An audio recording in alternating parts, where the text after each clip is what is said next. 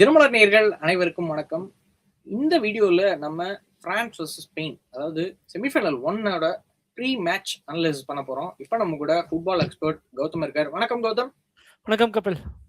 Okay, France and Spain ரெண்டுமே ரொம்ப ஸ்ட்ராங்கான ஒரு டீம்ஸ்ன்னு சொல்லலாம். பிரான்ஸ் 2018 வேர்ல்டு கப் வின் பண்ணியிருக்காங்க. ப்ளஸ் அது போக ஸ்பெயின் 2024 யூரோஸ் வின் பண்ணியிருக்காங்க.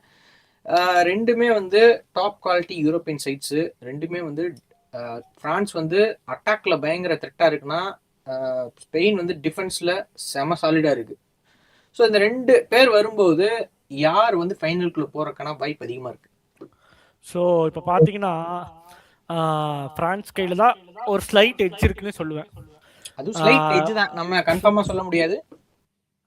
ஏன்னா ஸ்லைட்டு தான் அது சொல்ற பொறுத்து எதுவும் இதுன்னு சொல்ல முடியாது. பட் ஆனால் என்ன இதுனா அந்த ஸ்லைட்டை எப்படி அவங்க யூஸ் பண்ணுறாங்க பொறுத்து தான்.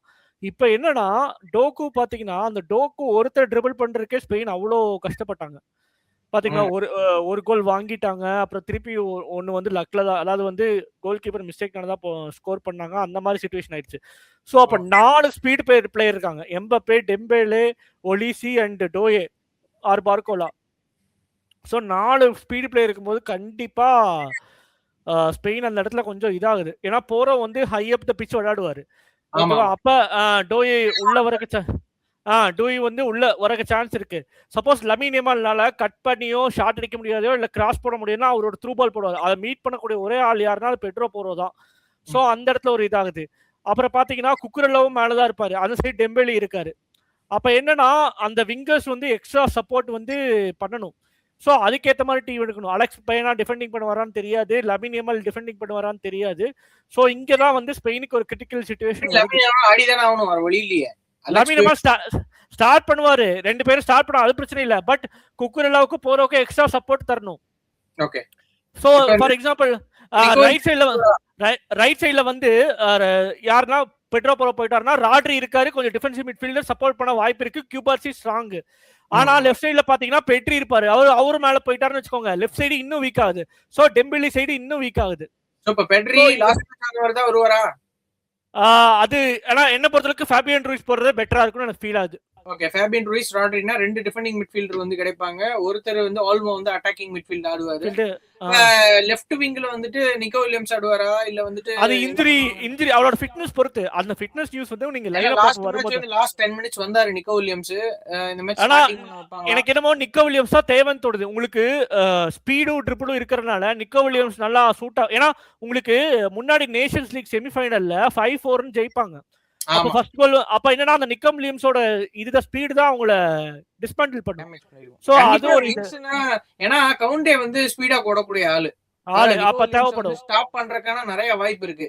இந்த சைடு தியோ ஹெர்னாண்டஸ் அவருமே ஃபாஸ்டா ஓடக்கூடிய ஆள் தான். அந்த டிஃபென்சிவ் டிரான்சிஷன் கண்டிப்பா பிரான்ஸ் கிட்ட ஸ்ட்ராங்கா தான் இருக்கும். ஸோ லாமின் யமால ஸ்டாப் பண்றதுக்கு ஃபாஸ்டா ஓடுற ஒருத்தர் இருந்தா கண்டிப்பா பண்ணலாம். பட் அவர் ட்ரிபிளிங் ஸ்டாப் பண்ணணும், அதுதான் ரொம்ப முக்கியம். அது ஒரு விஷயம் படுது நமக்கு. பிளஸ் இப்ப ஸ்ட்ரைக்கர்னு பார்த்தா ஓயர்சபால் கடைசி 2 மேட்ச்ல கோலே போடல ஸ்பெயினுக்கு. அது ஒரு பெரிய டீம் கூட போல. ஆஸ்திரியா ஒரு பெரிய டீம் கிடையாது, அதனால அவர் ஸ்பேஸ் கிரியேட் ஆகி அடிச்சிட்டாரு. பட் நீங்க பாத்தீங்கன்னா அதுக்கப்புறம் ஆஸ்திரியாக்கு அப்புறம் கோல் போட்டிருக்காரு ஸ்பெயினுக்கு கடைசி 2 மேட்ச். மெரினோ, ஆனா மெரினோ ஸ்டார்ட் பண்ணிக்க முடியாது கண்டிப்பா. ஏன்னா அவர் ஸ்பீட் கேம் கிடையாது. கடைசியில தான் இப்ப என்னன்னா கடைசியில வந்தாலும் டிரால இருந்தா மட்டும்தான் அவர் ஜெயிச்சிட முடியாது. ஒரு கோல் டிஃபரன்ஸ்னா ஓகே, 2 கோல்லாம் ஆயிடுச்சுன்னா அவரால முடியாது. இந்த ஒரு சினரியோ இருக்கு. அது போக பாத்தீங்கன்னா என்னன்னா ஓயர்சபால் கிளினிக்கல் ஸ்ட்ரைக்கிங் பண்ணணும், கரெக்டான இது இருக்கணும். அப்புறம் சப்போஸ் பயனா ஸ்டார்ட் பண்ணலாம், யார் ஃப்ரீ கிக் எடுப்பாங்கிற ஒரு கொஸ்டின் வேற ரைஸ் ஆகுது. சோ நிறைய இடத்துல ஸ்பெயினுக்கு ஜாஸ்தியான ப்ராப்ளம்ஸ் இருக்கு. அப்புறம் என்னன்னா பிரான்ஸ் சைடுல பாத்தீங்கன்னா Lamine Yamal left side left foot இருக்காரு, ரைட் சைடுல வந்தா எல்லாம் 2 ஃபுட்டும் வேணும். அதுதான் பயனா சைடு கார்னர் எடுத்துக்கலாம். இப்போ உங்களுக்கு கார்னர் பாத்தீங்கன்னா லமீன் யமால் 2 சைடும் எடுத்துக்கலாம். பட் ஆனா ஃப்ரீ கிக் ஷாட்டும் கிராஸும் வைக்கிறதுக்கு ஒரு பிளேயர் வேணும் ஒண்ணு. அப்புறம் பிரான்ஸ் சைடு பாத்தீங்கன்னா ஷுமேனி ஆரம்பிப்பாரா இல்ல கோனே ஆரம்பிப்பாரான்னு டவுட் இருக்கு. சோ அத பொறுத்து 2 மேட்ச் ஆடி இருக்காரு, ஷுமேனி ஆடவே இல்ல. ஷுமேனி இன்ஜுரியில் இருக்காரு. பட் ஆனா ஸ்பெயின் வரும்போது கொஞ்சம் எக்ஸ்ட்ரா டிஃபென்சிவ் தேவைப்படுது.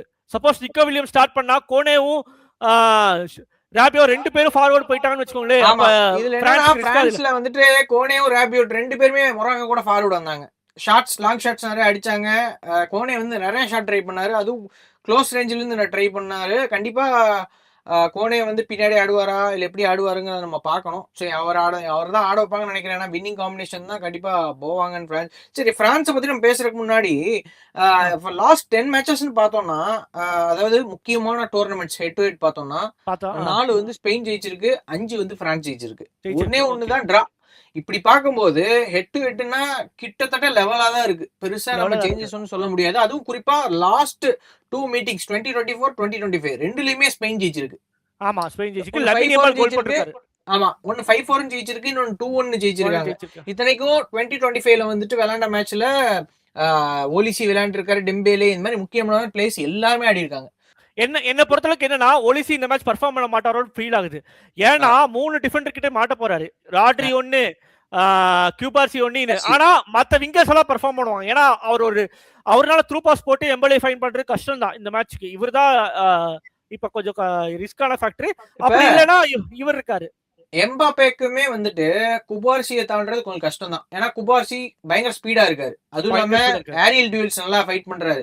குபார்சியை பத்தி சொல்லணும்னா இந்த வேர்ல்டு கப்லயே டிஃபென்ஸ் அவர் தான் பெஸ்ட் டிஃபெண்டர்னு சொல்லலாம். ஏன்னா ஒரு 19 வயசு பையன் பால் கேரிங் டிஃபெண்டர், ஏரியல் டியூல்ஸ்ல ஸ்ட்ராங், சரியான பேஸ் இருக்கு அவருக்கு.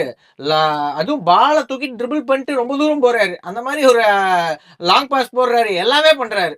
ஸோ அந்த மாதிரி ஒரு டிஃபெண்டர் கிடைக்கிறது எல்லா டீம்லயும் அந்த மாதிரி கிடைச்சிட மாட்டாங்க. ஸோ குபார்சி வந்துட்டு எம்பாப்பேக்கு கண்டிப்பா ஒரு பெரிய சேலஞ்ச் கொடுக்க போறாருன்னு தான் தெரியுது. ஏன்னா கண்டிப்பா குபார்சி தான் வந்து எம்பாப்பேவை மார்க் பண்ணுவாரு, அதுல டவுட்டே கிடையாது. ஸோ குபார்சியை எப்படி தாண்டாரு எம்பாப்பே?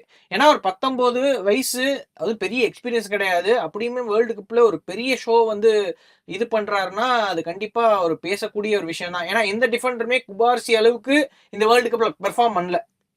சொல்ல போனா வெறும் 19 வயசுல ஏகப்பட்ட ஸ்டாட்ஸ்ல வந்துட்டு மேல இருக்காரு. ஸோ அது வந்து நம்ம பார்க்க வேண்டிய விஷயம். இன்னொரு விஷயம்னா பிரான்ஸோட டிஃபென்ஸ், அவங்களுமே வந்து சென்டர் பேக்ஸ் ரெண்டுமே சாலிடா தான் இருக்காங்க. ஆமா சென்டர் பேக்ஸ் 2 பேரும் தான் சாலிடா இருக்காங்க. கோல் கீப்பர் இன்னும் டெஸ்ட் பண்ணல, அது ஒரு விஷயம். கோல்ஸ் வந்துன்னு பார்த்தோம்னா கிட்டத்தட்ட பிரான்ஸ் வந்து 16 கோல் போட்டிருக்காங்க. ஸ்பெயின் என்னமோ நியர்லி 12 கோல் சம்திங் அந்த ரேஞ்சில் இருக்காங்க. பட் ஆனால் ஸ்பெயின் வாங்கின கோல் 1 தான், பிரான்ஸ் வாங்கின கோல் 2 தான். பட் ஆனால் எக்ஸ்பெக்டட் கோல்ஸ்ன்னு பார்த்தோம்னா பிரான்ஸோடது 4 கிட்ட வருது. அர்ஜென்டினாவோட அதிகம் எக்ஸ்பெக்டட் கோல்ஸ்ல. ஏன்னா ஷாட் ஆன் டார்கெட் அடிக்கிறாங்க. அதனால வந்து நிறைய டார்கெட் வந்து அர்ஜென்டினாவே 8 தான் வாங்கியிருக்கு. ஆனா பிரான்ஸ் வந்து 9 வாங்கியிருக்கு. ஸ்பெயின் தான் இருக்குல்ல கம்மி. ஸோ அப்படி பார்க்கும்போது எப்படியும் ஸ்பெயினோட கோல் கீப்பரும் இன்னும் அவருக்கும் பெருசா வரல. உனை சிமான் வந்து போன மேட்சே நிறைய தப்பு பண்ணாரு. அதுல இருந்து எஸ்கேப் ஆனாரு. மாட்ட போறாரு. இதுல வந்து கோலா அடிச்சு ஷார்ட்டா அடிச்சு தள்ள போறாங்க இவங்க டீம்ல. டெம்பேல் எலிசின் அடிப்பாரு, அந்த சைடு ட்ரிபிள் பண்ணிட்டு வந்து அடிப்பாரு, சென்டர்ல இருந்து எம்பாப்பே அடிப்பாரு. அதை ஸ்டாப் பண்ணுவாரா உனை சிமன், அது ஒரு விஷயம். இன்னொரு விஷயம், மைகனன் வந்துட்டு என்ன பண்ண போறாருன்னு தெரியல. ஏன்னா அவரும் பெருசா டெஸ்ட் பண்ணாத இருக்கு. பட் உனை சிமனோட கொஞ்சம் பெட்டரான கோல் கீப்பர் தான் பிரான்ஸ் கிட்ட இருக்கு. மைகன் இப்ப என்னன்னா மைகனோட மூவ்மெண்ட் எப்படி இருக்கணும்னா கொஞ்சம் ஃபார்வர்டா வரணும். ஏன் தெரியுமா? லமின் யமால் இது கவுண்டரி எல்லாமே கொஞ்சம் அவர் எப்படி போஸ்ட் கிட்ட நிக்கிற மாதிரி இப்ப நிக்க கூடாது. கொஞ்சம் முன்னாடி வந்து கிளியரன்ஸுக்கு அப்புறம் ட்ரிபிள தடுக்கிறதுக்கு அப்படி வரணும். பின்னாடியே இருந்துட்டு இருந்தாருன்னா கோல் வாங்கிடுவாங்க பிரான்ஸ். அது ஒரு இதை பார்க்கணும். ஆனா சாலிபாவும் உபாமிக்கனும் கரெக்டா இருக்காங்க. பட் ஸ்ட்ராங் அட்டாக் கூட எப்படின்னு ரொம்ப டெஸ்ட் பண்ணும். இது அவ்வளவு பார்த்தெல்லாம் சொல்லவே முடியாது. ஆமா சிம்பிளா சொல்லணும்னா ஸ்பெயின் டிஃபென்ஸ்ல ஸ்ட்ராங்கா இருக்கு. இப்ப பிரான்ஸோட டிஃபென்ஸுமே ஸ்ட்ராங் தான். ஆனா பிரான்ஸோட டிஃபென்ஸோட அட்டாக் ரொம்ப ஸ்ட்ராங். அப்படிங்கும்போது பிரான்ஸோட அட்டாக் வர்சஸ் ஸ்பெயினோட டிஃபென்ஸ், இது 2 தான் நம்ம பார்க்க வேண்டியது இருக்கு. லாமின் யமால் இன்னும் கோலே போடல இந்த வேர்ல்டு கப்ல. வெறும் ஒரே ஒரு அசிஸ்ட் மட்டும் தான் பண்ணிருக்காருன்னு நினைக்கிறேன். சவுதி அரேபியா கூட ஒரு கோல் போட்டிருக்காரு. ஆமா கரெக்ட், ஒரு கோல் போட்டிருக்காரு. நான் பெருசா போன மேட்சுமே வந்து பெருசா கோல் போடல, ஆனா சான்சஸ் எல்லாம் கிரியேட் பண்ணாரு, அதெல்லாம் okay. Man of the match அவர் தான் கொடுத்துருக்காங்க. எதுவுமே பண்ணலனாலும் மேன் ஆஃப் தி மேட்ச் வாங்கியிருக்காரு. ஸோ அந்த அளவுக்கு ஒரு மெஸ்ஸிக்கு ஈக்குவல்னு சொல்ல முடியாது யாரும். மெஸ்ஸியோட ட்ரைட்ஸ் வந்து அவருக்கு இருக்கு லாமின் யமாலுக்கு. ஏன்னா கிட்டத்தட்ட அவரை மாதிரிதான் ஒரு பிளேயர் தான் லாமின் யமால். ஸோ கண்டிப்பா பார்ப்போம். ஏன்னா லாஸ்ட் யூஎஃப்ஏ நேஷன்ஸ் லீக்ல கோல் போட்டிருந்தாரு, இதுலயும் வந்து கோல் போடுவார். ஏன்னா அது முக்கியமான மேட்ச் கூட. ஸோ நிக்கோ வில்லியம்ஸ் வந்தா பிரான்ஸுக்கு பெரிய த்ரெட் இருக்கு, அதுல நம்ம சந்தேகமே இல்லை.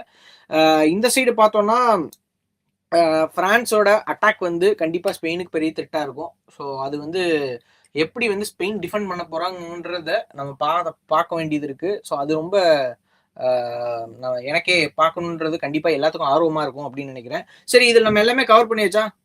எல்லாமே கவர் பண்ணியாச்சு கப்பல். ஓகே. இந்த மேட்சோட ஸ்கோர் லைன் என்னவா இருக்கும்? ஹை ஸ்கோரிங்காக இருக்க போது 2-2ல உறுதியாக வரும். ஏன்னா ரெண்டுமே ஸ்பீடான டீமாக இருக்காங்களா. 2-2 ரெண்டு ரெண்டு ரெண்டு டீமும் 2 கோல் போடுறதுக்கு அதிக சான்சஸ் இருக்கு.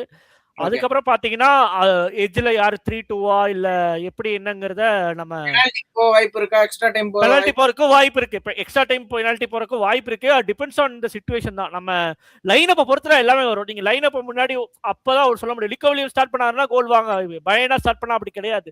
இதே ஷூமேனி ஸ்டார்ட் பண்ணாருன்னா இன்னும் கொஞ்சம் டிஃபென்சிவா போறாங்கன்னு அர்த்தம். மனுக்கோலே ஸ்டார்ட் பண்ணாங்கன்னா இன்னும் அட்டாக்கிங் போறாங்கன்னு அர்த்தம். ஸோ இதெல்லாம் நம்ம அண்டர்ஸ்டாண்ட் பண்ணி நம்ம சொல்லணும். ஸோ லைனப்பை பொறுத்தே ஸ்கோர் மாறும். ஸோ என்னை பொறுத்த வரைக்கும் ஃப்ரான்ஸ்க்கு நான் எட்ஜ் கொடுக்குறேன். ஏன்னா ஃப்ரான்ஸ் வந்து வேர்ல்டு கப்பில் ஆடும்போது ஃப்ரான்ஸ் வேறு மாதிரி டீம். நீங்கள் யூரோ, யூஎஃப்ஏ நேஷன்ஸ் லீக்லாம் வேறு, அது ஒரு விஷயம். அதெல்லாம் வந்து உள்ளுக்குள்ளேயே அடிக்கிறது. ஆனால் வேர்ல்டு கப்னு வந்துட்டா ஃப்ரான்ஸை வந்து அடிக்கிறது ரொம்ப கஷ்டமான விஷயம். ஸோ நான் ஃப்ரான்ஸ்க்கு எட்ஜ் கொடுக்குறேன். 2-1 ஜெயிக்கிறதுக்கு வாய்ப்பு இருக்குது. ஒரு கோல் வித்தியாசம், அப்படியே ஜெயித்தாலும் ஒரு கோல் வித்தியாசத்தில் ஃப்ரான்ஸ் வந்து ஜெயிப்பாங்கன்றது நான் சொல்கிறேன். பெனால்ட்டிக்கு போகிறதுனால போகலாம். பட் மேக்ஸிமம் 90 மினிட்ஸ் இல்லைனா 120 மினிட்ஸ் அதுக்குள்ளே முடிஞ்சிடும் மேட்ச் அப்படின்னு தான் நான் நினைக்கிறேன். ஓகே, மேட்ச் எப்படி போகுது அப்படிங்கிறத நம்ம கண்டிப்பாக பார்ப்போம். இந்த மேட்சோட போஸ்ட் மேட்ச் அனாலிசிஸ் கண்டிப்பாக நம்ம போடுவோம். ஸோ தொடர்ந்து இணைந்திருங்கள். இதே மாதிரி நல்ல வீடியோவில் நெக்ஸ்ட் டைம் சந்திப்போம். until then bye from Kapil Murugesh and Gautham.